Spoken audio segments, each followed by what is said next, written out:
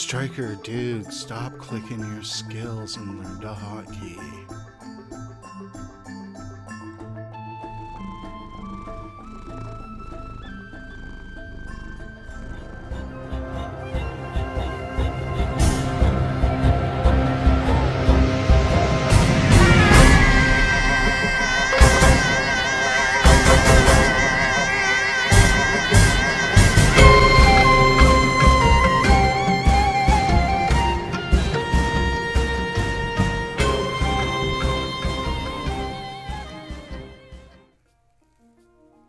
What's up, everyone? You got Mind Circus here with you, and welcome to another Mind Over Meta open world build. And today we are going to be taking a look at Bladesworn. Before we get started, if you are new to the channel, new to Guild Wars 2, just haven't done so yet, I am currently farming likes and subscribes in an effort to build the channel. If you want to hook me up with one of those just below the video, that would be fantastic.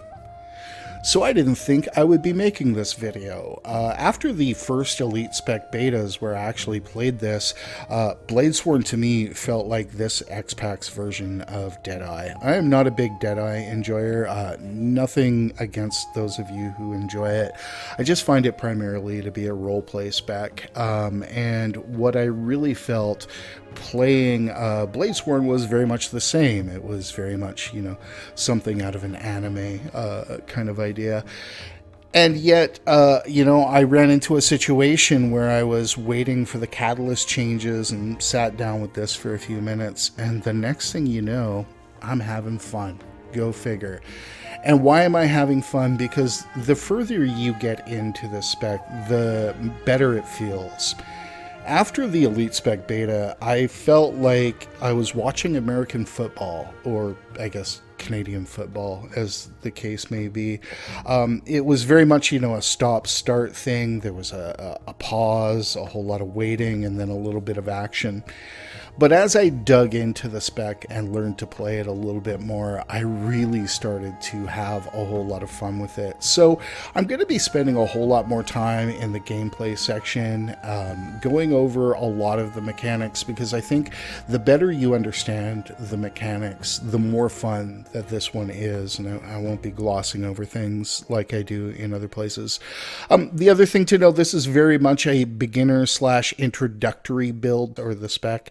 It really is meant to serve as that kind of onboarding to it, and really we're going to be using some very, very simple things in order to learn the basics of the class and hopefully give us something that we can move ahead with later.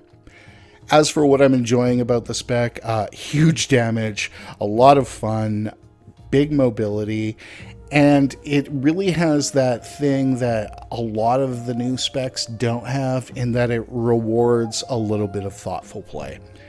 We'll go through that in the gameplay section. We'll get into what I think are the things to keep in mind as we are playing this new Elite spec. I'm loving it. I hope you will too. Let's get into building gear. So let's get into gear on this one. I am going to recommend, if you were first onboarding onto this Elite spec, to run it in full Marauders.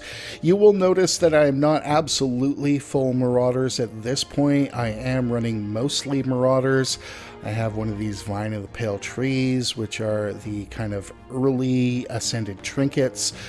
This not quite Marauders, but not a bad replacement.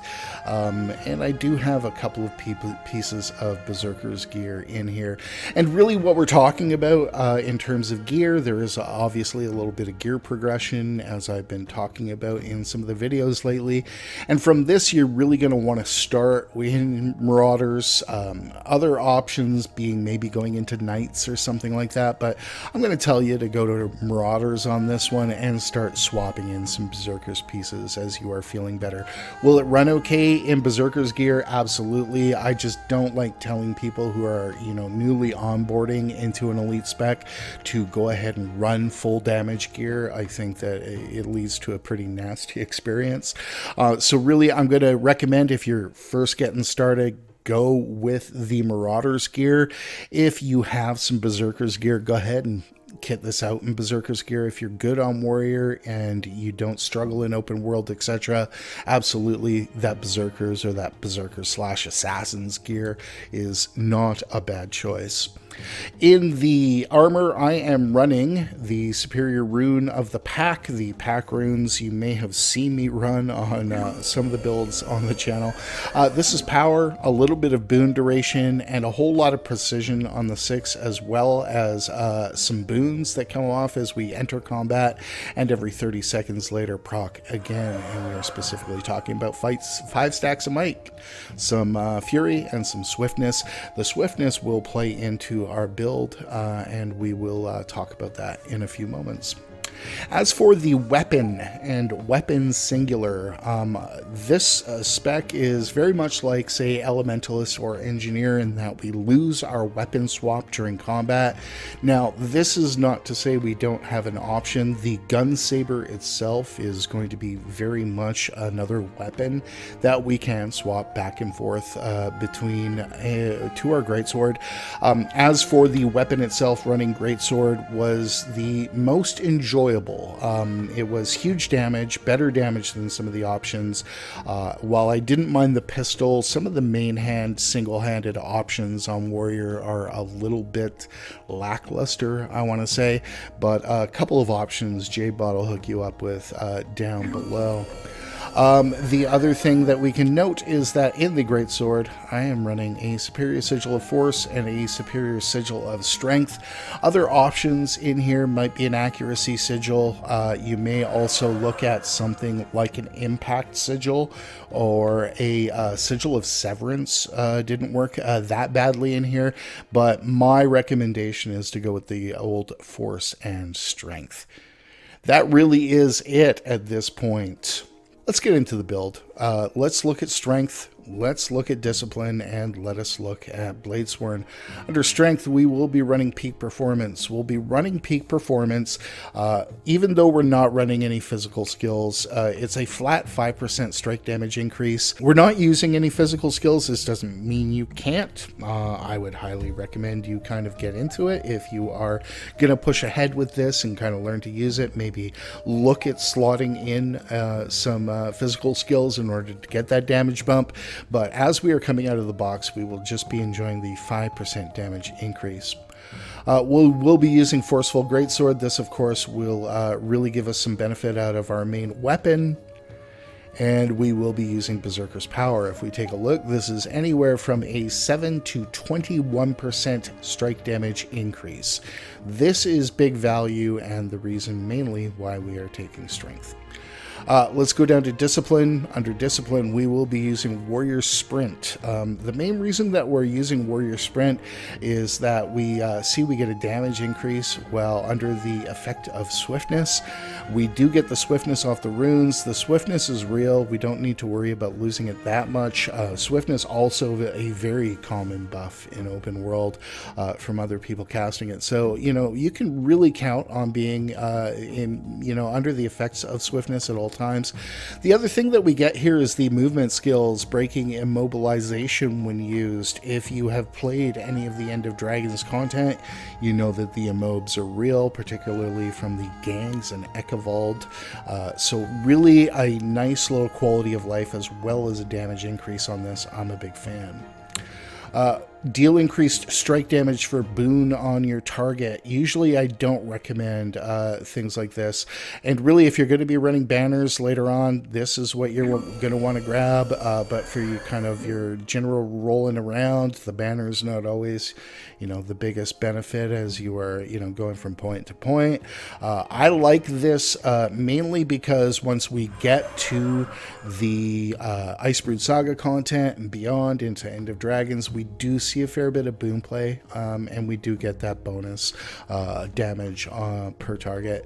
The other option here, obviously, Brawler's Recovery. Remove conditions when you swap weapons.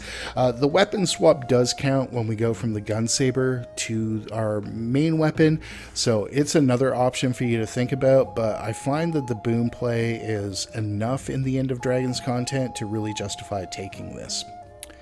Finally, heightened focus. Gain quickness when you strike a foe that is below the health threshold. 5 seconds of quickness is a beautiful thing, and I'm highly going to recommend that you go ahead and take this. There are other options. I do want to point you guys to the community page of my YouTube channel.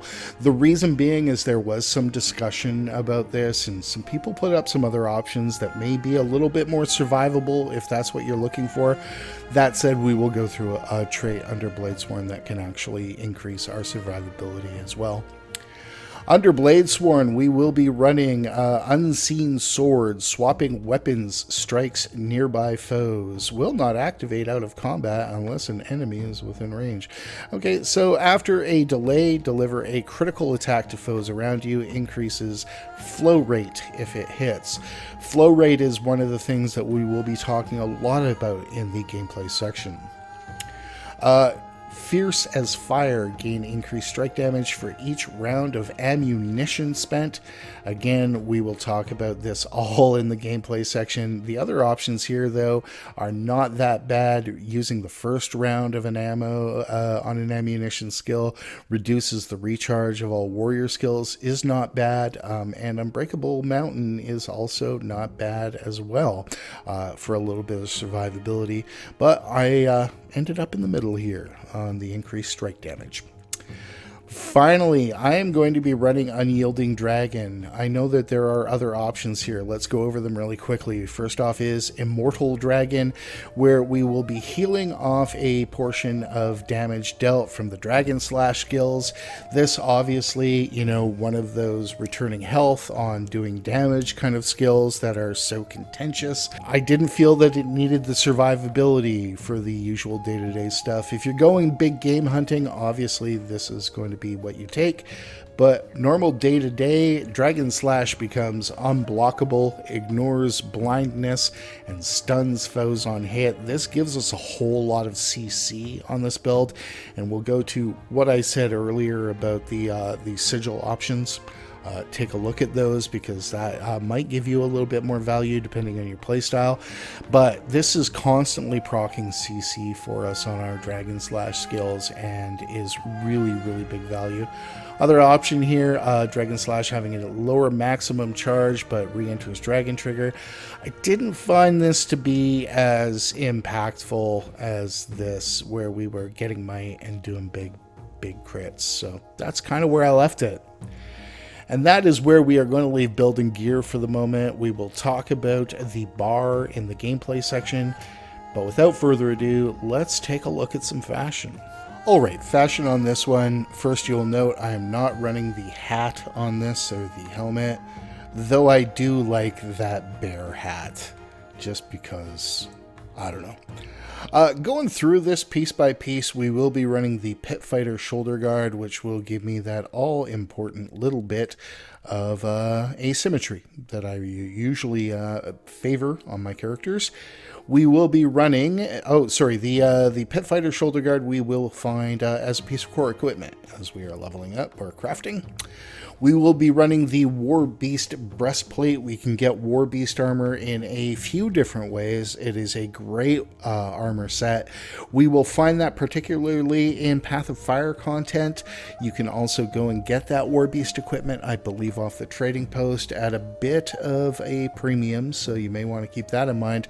Crafting it is going to be your best way to go, and looking at the wiki on how to craft it, probably the play on that one. We will be using the Dragon Hunter's Gauntlet. I really like the way that little dragon glove kind of works with this. The Dragon Hunter's Gauntlet is given to you by completing the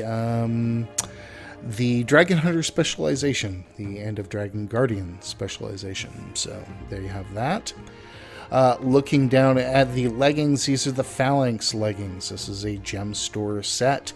The Phalanx set's a really, really nice set. Also keep in mind that these Phalanx sets look a fair bit different on male and female, so you definitely want to go ahead before you go out and buy these.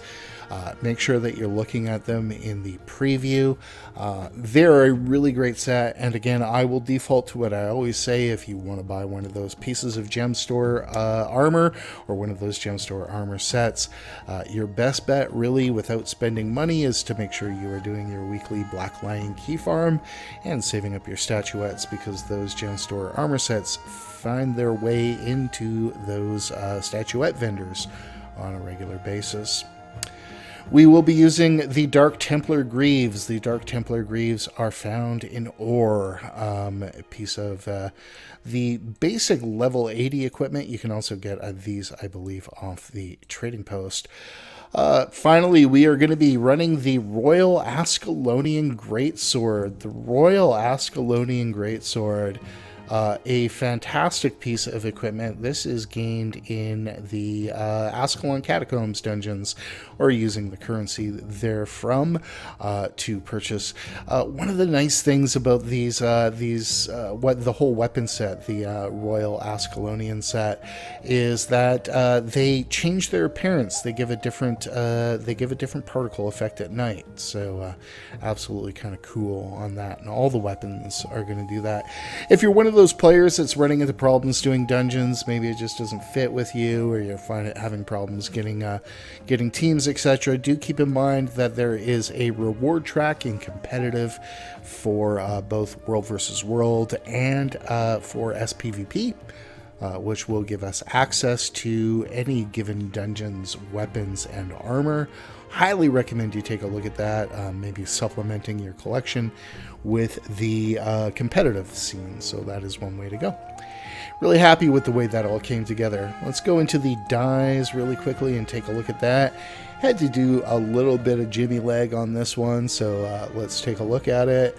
We are running Gold Fusion. We are running Enameled Generation. We are running Shadow Blue. We're running Glossy Black and Shadow Abyss. The reason I'm running Shadow Abyss on this is, if you take a look at this really quickly, the War Beast armor actually has some glowy bits that I wasn't a big fan of, and if we go ahead here and color them Shadow Abyss, we don't see them. So that's kind of the way I went with that. Not always a fan of the particle effects myself. We will be running, again, Glossy Black. We also have, let's just bring this up correctly here, we have Dye Remover, which is excellent. We have Enameled Generation again, and we have Murky Gray, Abyss, and Glossy Black. You know, this is a bit of a study in the fact that, you know, different armor pieces from different sources will refract light differently, and you will need a decent dye collection to really kind of get a uniform look the more pieces you get. One thing to keep in mind with the dyes, one of the best things you can do is go to the trading post and sort those dyes by the common and uncommon kind of ones and the low price ones, and just go in and buy every dye that you have that you can afford. A lot of those are really cheap, particularly when you're starting out. If you're not starting out, get on Guild Wars 2 Efficiency and get your API key in there, and you can start sorting and seeing exactly what dyes you may be missing. So with all that said, hey, let us move on to the gameplay section, my friends. Alright, gameplay, we are going to break this down into a few different sections because there's quite a few things I'd like to go over on this one in terms of basically learning the build, but we are going to start with our bar. If we take a look down at the bar, I'm running 3 different signets. 2 of these signets we will ideally not press, these last 2. But let's go over it. First, we're going to be using Combat Stimulant. Combat Stimulant is our heal. Now, it's, in terms of heal, okay. But we're really taking it for the benefit that it does provide. It's giving you a little bit of upfront healing and then a big chunk of delayed healing. So in that way, it's good. It's also on an ammo skill. Now, the important thing to know about this is that if we hit it, for the next 5 seconds, if we hit it a second time, we're going to get 3 boons, these being Vigor, Fury, and Quickness. This is a really big help in maintaining our Fury uptime, and another 5 and some change of Quickness, in addition to the other Quickness that you saw us baking into the build. That's going to keep our Quickness uptime nice and high. It's not going to be anywhere near permanent. Let's be clear on that. But in terms of, our general quality of life, it'll be there, fairly often. So let's just take a real look at that really quickly. If we hit the heal, we'll go ahead and hit it. And if we hit it again within 5 seconds, all right, there's our boons. Okay, but we lose our second charge. So, bit of a trade-off involved there, and this is where we start seeing, the thoughtful play element that I was talking about earlier. What I found in general open world is that clicking it and then clicking it again for the boons, I did just fine. I didn't find myself wanting for the survivability, and it's really nice to have a heal skill that generates, quickness and fury, obviously. So, big win on that one. Gonna recommend that you take this.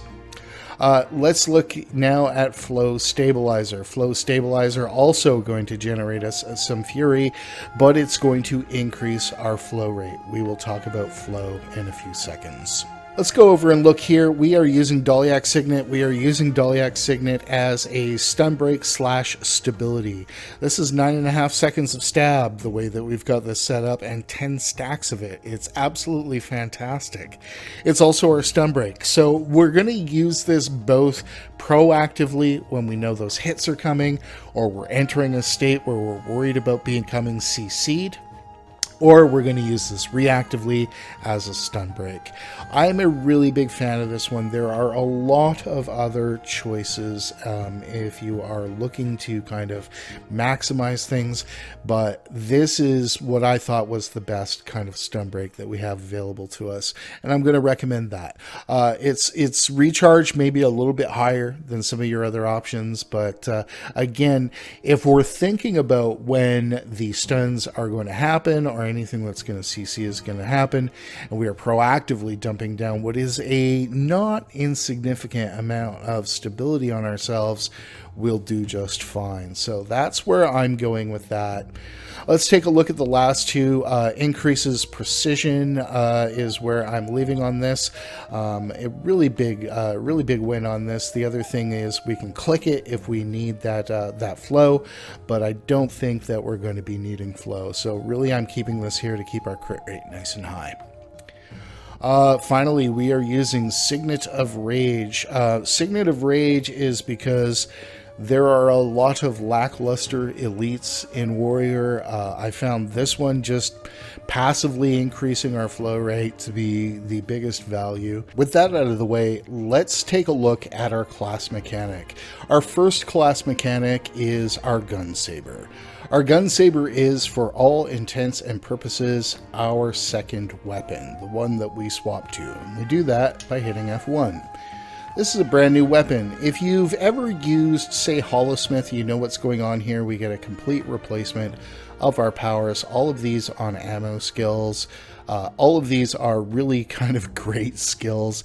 The auto attack is a very serviceable auto attack. I am a big fan of it. Let's go ahead and put a golem up here and give an actual demonstration of what a few of these things are doing.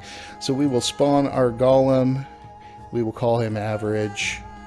We will say he's weak, and we will go ahead and add a defiance bar to him for our CC section later, and we will add a weak CC.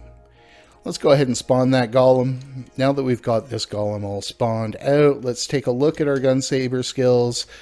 Okay, so we've got our auto attack, and very much like a lot of auto attacks, we want to let that auto attack chain go through, so it's kind of that simple. Taking a look at the next one down here, Blooming Fire, slash with your blade and release a volley of explosions. Alright, not bad, a little bit of damage there. So, we'll keep going. Artillery slash. Shoot a shell from your sword that explodes on the first enemy hit. So we go back here. This is a 900 range. And it's kind of that simple. All right. Spin and block enemy projectiles on Cyclone trigger. Obviously, if we're timing this right, we can, we can block some enemy projectiles, but it doesn't have a whole lot of time to do that reflect. So I'm not, or block, sorry. So I'm not going to recommend that we kind of get into the habit of trying to reflect things with this all the time. This again is one of those things about the skill cap increasing on it, but right there, boom, a little bit of damage. Finally, we get a little bit of a gap closer and fury generator here on break step, so we can go over here.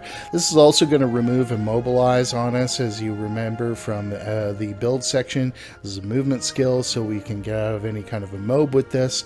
But again, we're just going to move over here. And there we go. A little bit of a gap closer. Not too bad at all. But what is really important is, as you've seen while we are in combat here, this yellow bar starts coming up. This is what is called flow. Now, what does flow do? What flow does is eventually gets turned into ammunition. So unlike, say, the regular warrior where we build adrenaline, and then we get a couple of different steps of a burst skill.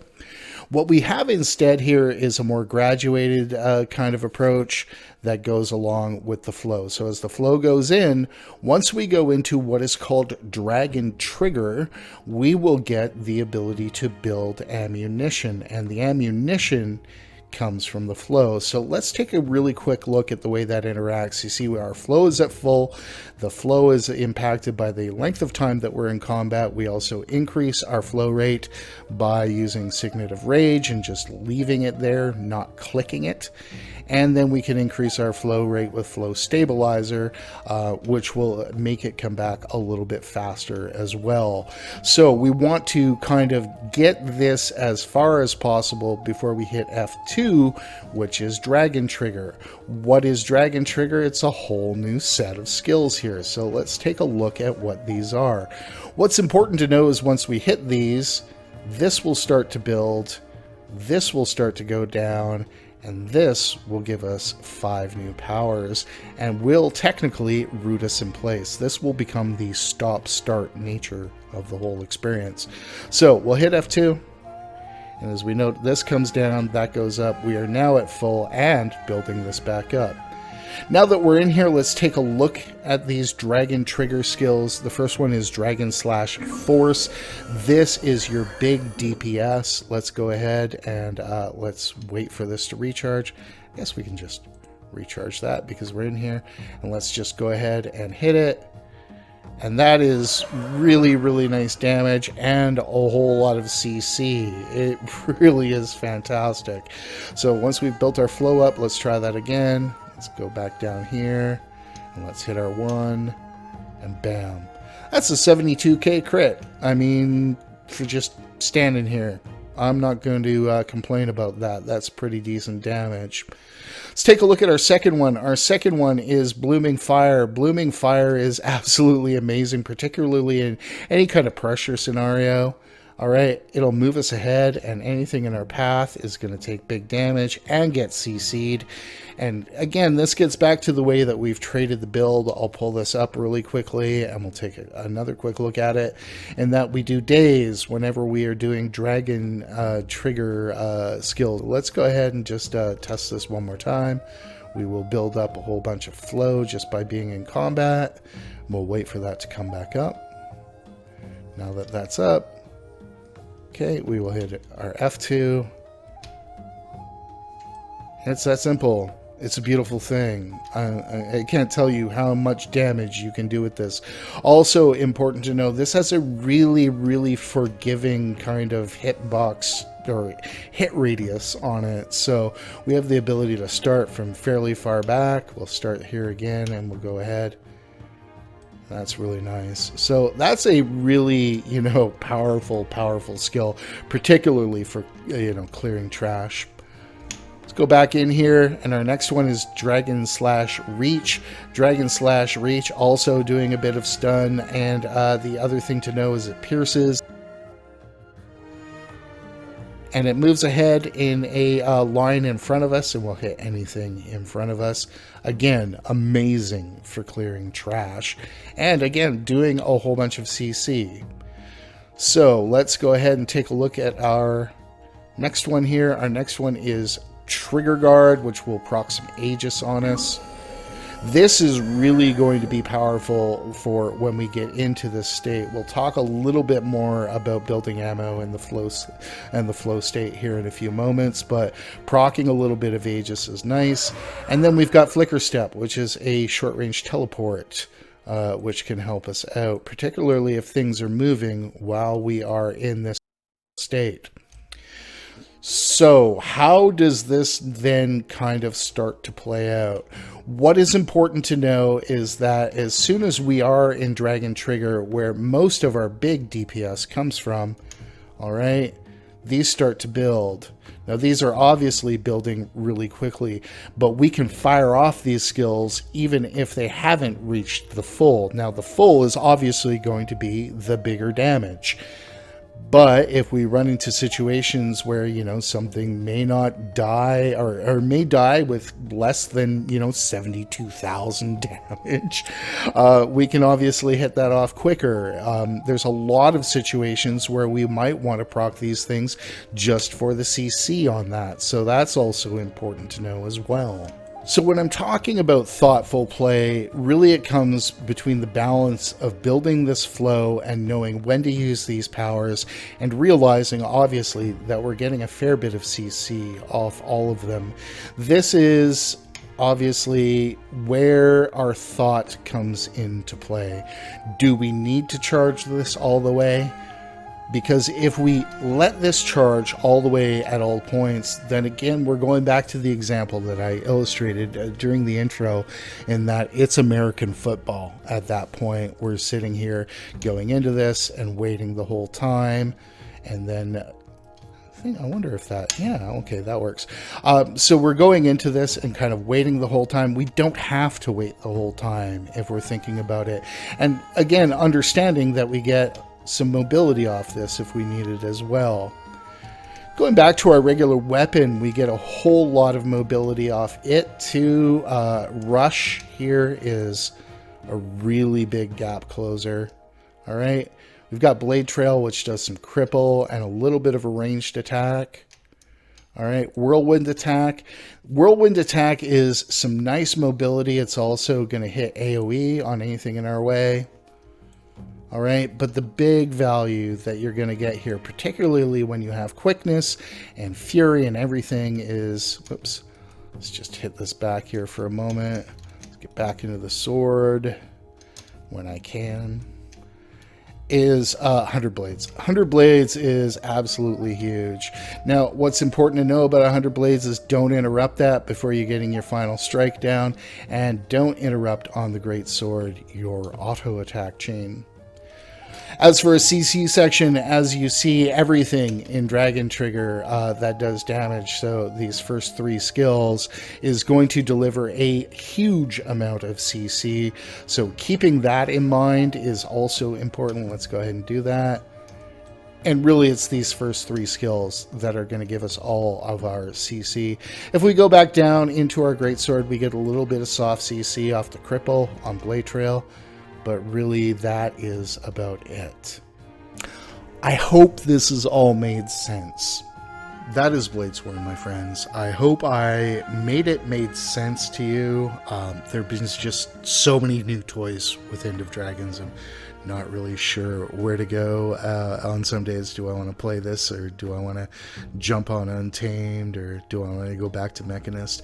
This obviously has a bit higher skill cap for open world particularly, maybe a little bit easier to play in instance content, but it definitely has the tools to be survivable and do a ton of damage, and most importantly, just to be fun. I am going to thank you all very much for watching. I am going to remind you to have fun in game and min-max your real life. And I'm glad we took this moment. We'll see you next time.